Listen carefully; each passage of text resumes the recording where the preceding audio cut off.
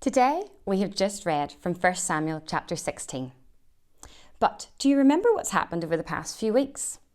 God's people had a new land and then they wanted a new king. But God is your king, Samuel told them.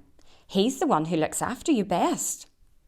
We want a real king, they said, one we can see. God knew that a king might not be as kind to his people or look after them as well as he would. But God's people didn't care. They wanted a king, and they wanted him now. So God gave them a king. He was called Saul, and he seemed like a good king at first. But he became proud, and he stopped listening to God. He didn't obey God or love God with all of his heart. Saul can't help me with my plan anymore, God said. I need a king who loves me and will teach my people to love me. I need a true king. And God had just the one in mind. Go to Bethlehem, God told Samuel. You'll find the new king there. You see, Samuel's job was to listen to God and to tell the people what God said. So Samuel went to the little town of Bethlehem, and God told Samuel to go to Jesse's house. God was going to choose one of Jesse's sons to be the new king. Jesse had 7 strong sons. Now, in those days, if you were going to be the king, you didn't have to be the richest or the cleverest, although that was nice. But you had to look like a king, which meant you had to be the tallest and strongest, so you could carry the biggest armour and longest swords and defeat everyone. And it didn't hurt to be handsome too. So, Samuel asked Jesse to bring him each son in turn. So, Jesse brought the oldest, tallest, strongest son, Eliab. This must be the new king, Samuel thought. He looks just like a king. But God didn't choose him.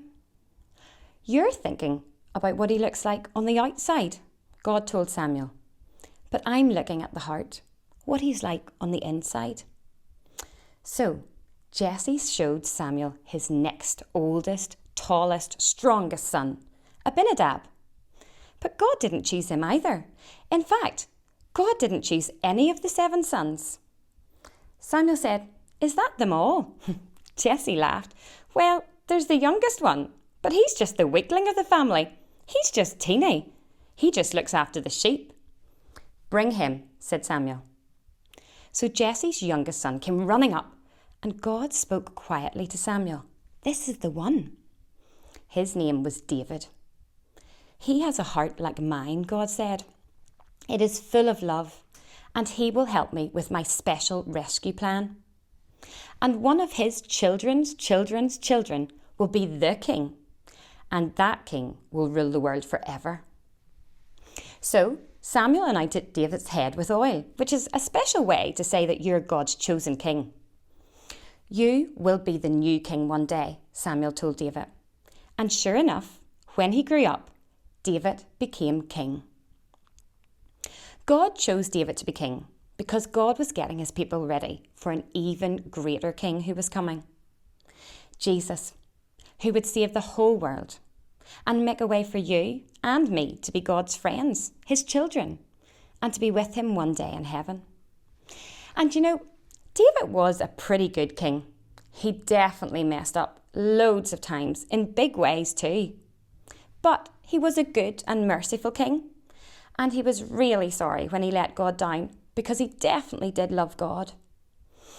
You know, God really cares about our hearts much more than what we look like on the outside or the things we can or cannot do. Sometimes we wish we were a bit more like our friends. Maybe you wish you were the fastest in the race or had the nicest hair. But the thing that's really important is what our hearts are like. What do we care about? What do we spend our time thinking about?